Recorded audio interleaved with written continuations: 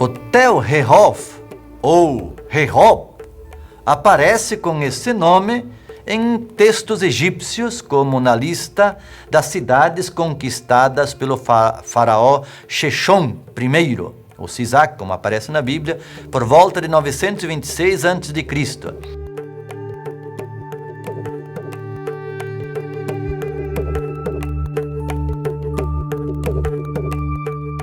É também assim que Rehov é identificado na época bizantina e posteriormente pelas comunidades judaicas e islâmicas. O Tel Rehov se situa também no Vale de Jezreel e mais ou menos no centro do chamado Vale de Betzan. Cerca de 5 quilômetros ao norte está o sítio arqueológico de Betzan e a 3 quilômetros a leste passa o rio Jordão. Um pouco mais ao leste ainda, do outro lado do Jordão, mais ou menos na mesma linha, se encontra Pela, sítio que veremos mais adiante e que também faz parte da área mais ampla do Vale de Jezreel. Do Monte Gilboé é possível ter uma visão bem ampla de todo o plano. O Tel Rehov compreende uma área de 10 hectares, portanto, encontra-se entre os maiores sítios arqueológicos de Israel. Sua forma é levemente triangular e se divide em duas partes. A parte norte, que é mais baixa e um pouco mais larga, e a parte sul, mais alta e estreita. A cidade baixa mede em torno de 6 hectares e a cidade alta, 4.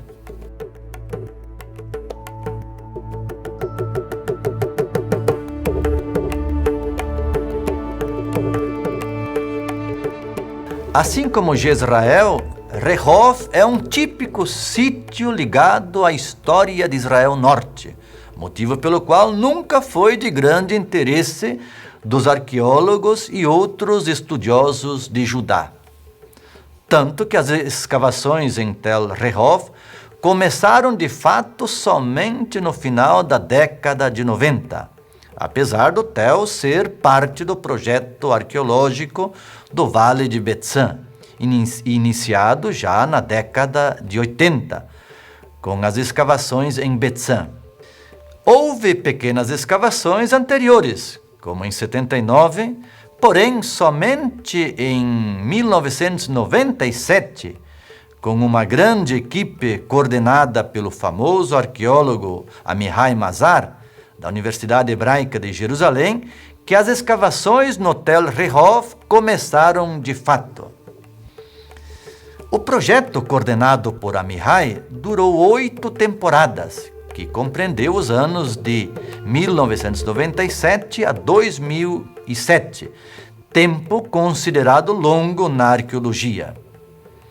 Quando se chega ao sítio, se tem uma grande frustração, pois se vê os locais das escavações, mas não se vê os objetos, não se vê as escavações, as construções escavadas, como muros, edifícios, o apiário, etc., que foram encontrados aí.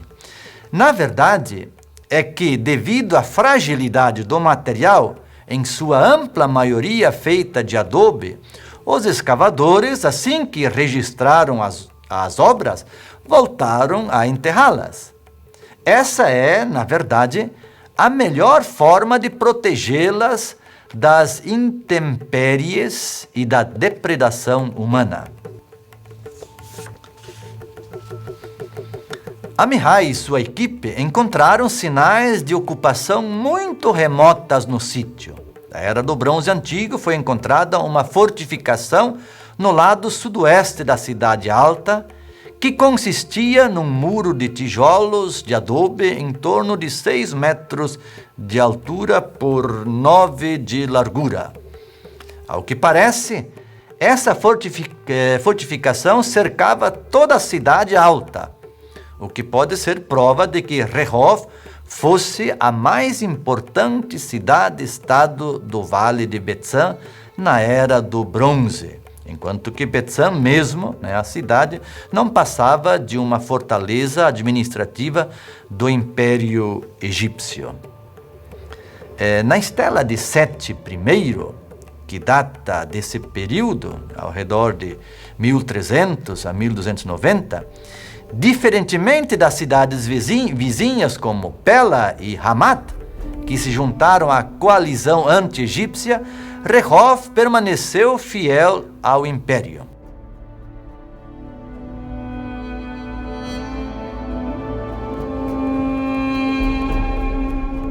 Em suas escavações, Amihai Mazar e sua equipe privilegiaram o período da Era do Ferro 2A, ao redor do século X e 9 a.C., que foi o período em que Rehob atingiu seu maior desenvolvimento e que corresponde ao reinado da dinastia Umrida de Israel Norte.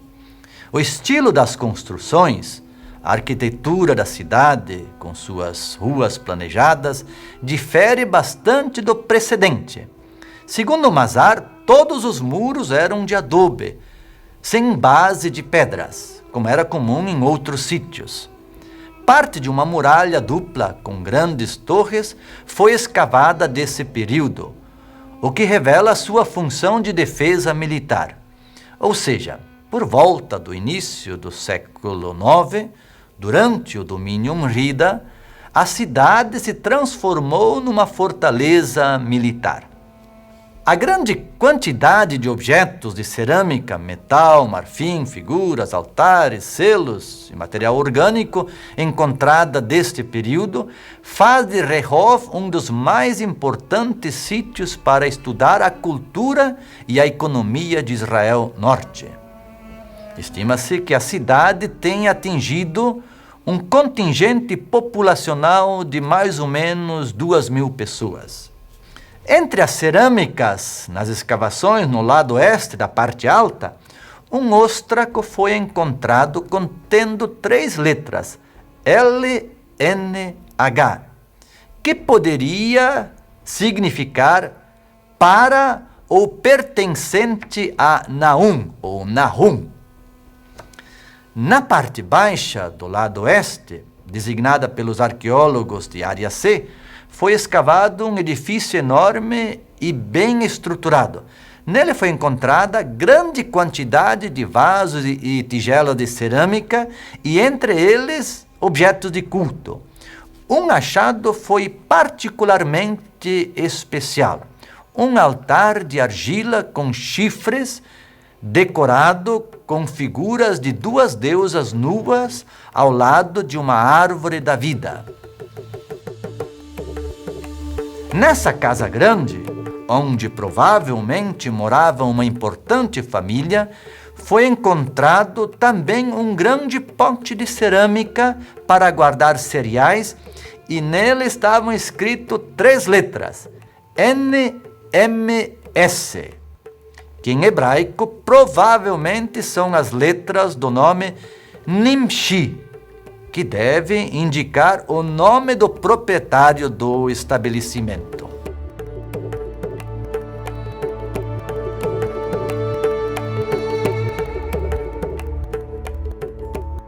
Durante as escavações no ano de 2005, um achado surpreendeu não só Mazar e sua equipe, mas a toda a comunidade acadêmica. Ao escavar um muro de adobe, os escavadores encontraram cera de abelha em cilindros de cerâmica. Inicialmente se pensava que fosse um engano, porém, ao ser analisado em laboratório, a evidência se confirmou. Fora encontrado o primeiro apiário em Israel. Nos 2 anos seguintes, as escavações do apiário continuaram e foram encontrados 25 cilindros sobrepostos em 3 fileiras. Acredita-se que devia haver pelo menos 75 deles, podendo inclusive haver mais. Os cilindros tinham um tamanho uniforme, medindo cada um em torno de 80 centímetros de comprimento por 40 de diâmetro, com capacidade para 50 litros de mel.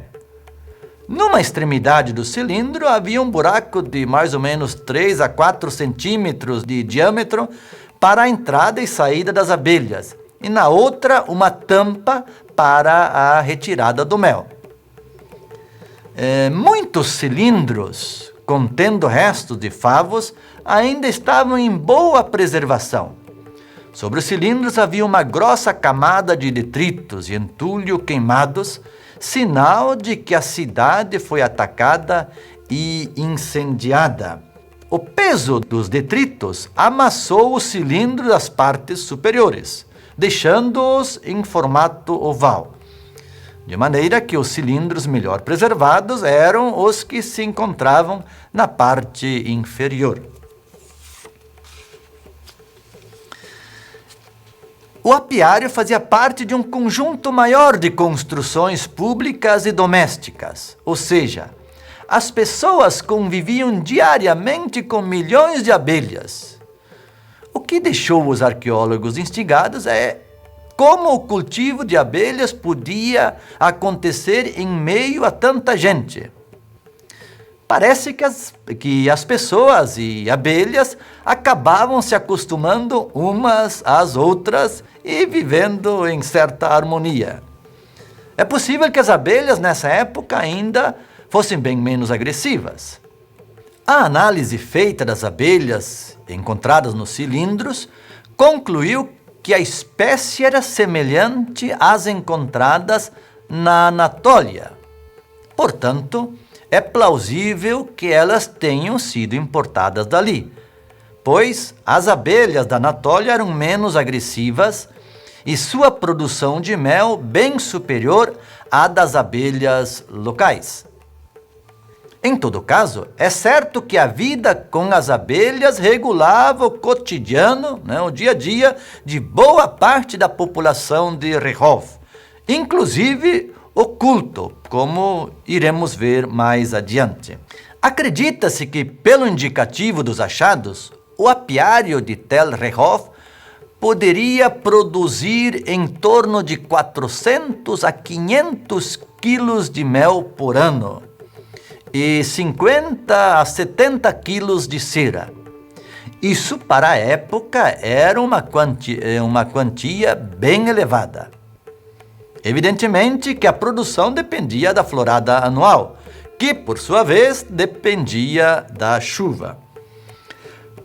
Portanto, uma produção em larga escala que não era para o consumo particular, mas para a exportação. Sabe-se que no Egito o mel era muito apreciado, não só para o consumo, mas também na confecção de remédios e a cera para pomada, etc. Portanto, Rehov poderia ser chamada de a cidade do mel, ou das abelhas. Isso pode mudar o conceito de que, quando a Bíblia diz que Canaã é a terra onde corre leite e mel, se achava que a referência era ao mel das frutas, como a tâmara e o figo, que nessa terra são muito doces.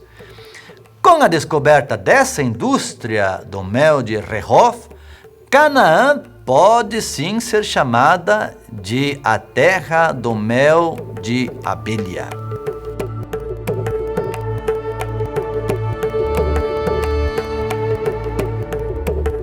Enquanto o apiário ia sendo escavado, uma pergunta começava a martelar a cabeça dos arqueólogos. Quem poderia ser o dono de tamanha estrutura industrial e quem morava no edifício onde a maioria do material foi encontrada? Somente poderia ser alguém de muito poder. Uma possível resposta começou a aparecer quando um caco de um pote de cerâmica grande, que era utilizado para guardar ou exportar cereais, foi encontrado no meio dos detritos do apiário. Nele havia uma inscrição, NMS, Essas são as letras em hebraico do nome Nimshi, que na Bíblia aparece como sendo o avô de Jeú, que está lá em 2 Reis 9, que era chefe do exército e que conspirou contra Jorão, rei de Israel, assassinando toda a descendência dos Omridas, como nós podemos ver isso nessa narrativa em 2 Reis 9 a 10. Portanto, é bem provável que esse era o nome de uma importante família na região e que era dona do apiário. Essa família, com boa probabilidade, pode ter sido a família de Jeú. De forma que, pelo visto, Rehov era uma espécie de cidade particular da família de Jeú. Algo parecido com o que foi Jezreel para a dinastia de Omri.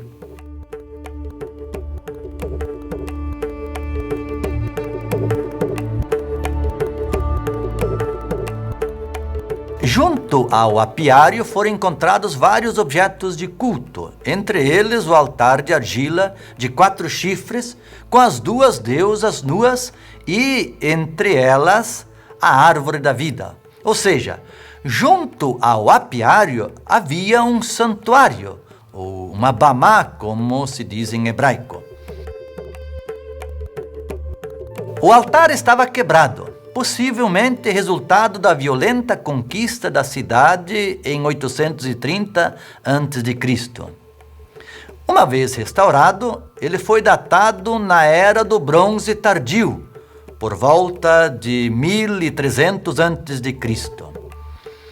Entre os pedaços do altar quebrado, também foi encontrado uma fachada com um desenho fino contendo 3 imagens de deusas nuas de pé e, entre elas, também a árvore da vida.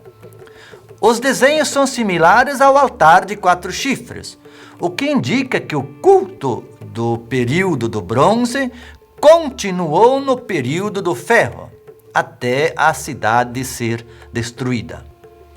Ou seja, que esse altar, apesar de ser da Era do Bronze Tardio, continuou sendo utilizado nos séculos seguintes. Ainda junto ao altar, também foi encontrado um cálice grande com a pintura de uma flor, de maneira que é bem provável que o culto ali praticado estivesse relacionado à apicultura. O interessante é que o livro do Levítico proíbe o mel como oferta a ser queimada a Javé. Assim diz no Levítico: nenhuma oferta que você trouxer a Javé não deverá ser fermentada, pois nenhum fermento e nenhum mel deve ser queimado como oferenda a Javé. Portanto, se há proibição, é porque esse tipo de culto, onde se queimava o mel para a divindade, existia. Por último, no mesmo local, não no apiário, mas na casa grande, que fazia parte do conjunto de construções, foi encontrada uma espécie de caixa de argila arredondada. No topo da caixa tem uma cena dramática, um animal que se parece a um leão, com longas patas dianteiras, prende em cada uma das patas uma cabeça humana. O formato do rosto das pessoas, que aparentam ser homens, expressa muita dor. No meio da caixa tem uma enorme abertura, possivelmente para guardar objetos de culto. A abertura, cujo entorno tem uma serpente, também pode ser identificada com a boca da divindade. Em todo caso, esse culto, como outros expressos nos diferentes objetos já vistos anteriormente, somados ainda a outros de características domésticas e que não foi possível apresentar aqui, todos encontrados em Tel Rehov, são inéditos e surpreendem os estudiosos, pois até essas descobertas se desconhecia a existência de tais cultos em terras israelitas. Prova de que ainda há muito por descobrir sobre o culto e a cultura de Israel Norte.